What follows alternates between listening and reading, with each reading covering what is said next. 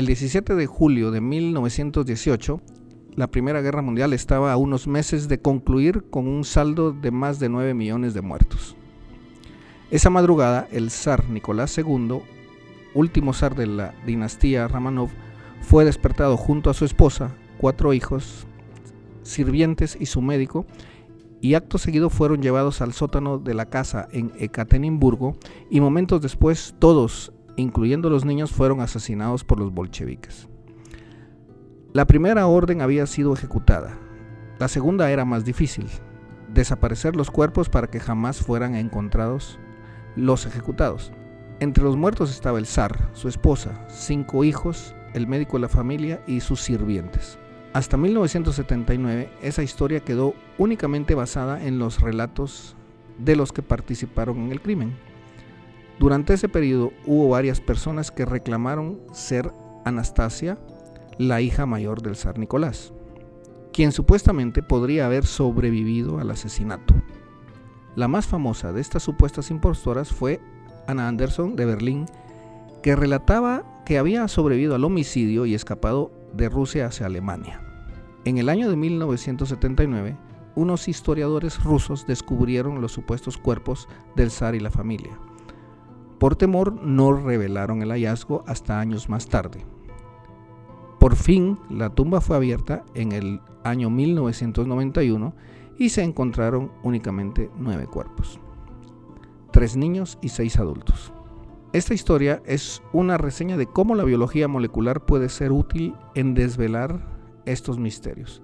En 1994 y 1996, la revista Nature Genetics publica los hallazgos del estudio genético efectuado en los cuerpos por distintos grupos científicos.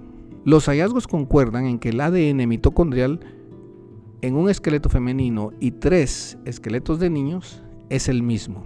Por lo tanto, son madre e hijos. Luego la pregunta era: ¿eran estos los hijos del zar Nicolás? Y la siguiente pregunta era: ¿estaba el zar entre los adultos? Lógicamente, los huesos habían sido calcinados y habían pasado más de 70 años desde el momento de que fueron enterrados. Para esto se ubicaron descendientes de la familia real y posteriormente se tomó una muestra de los restos exhumados de la tumba del hermano del zar, Georgi Romanov. El ADN mitocondrial era el mismo, por lo tanto el zar había sido ubicado.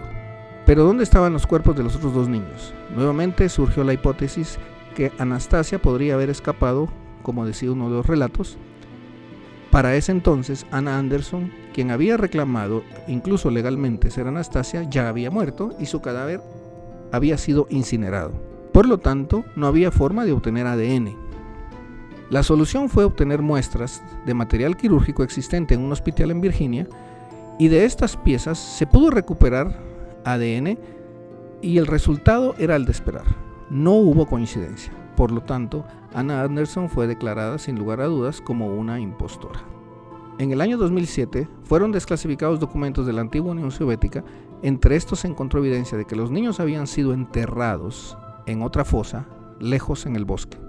Los restos fueron posteriormente ubicados y Alexis, el heredero del trono de 14 años, y Anastasia, su hermana, por fin fueron encontrados e identificados mediante el ADN mitocondrial materno.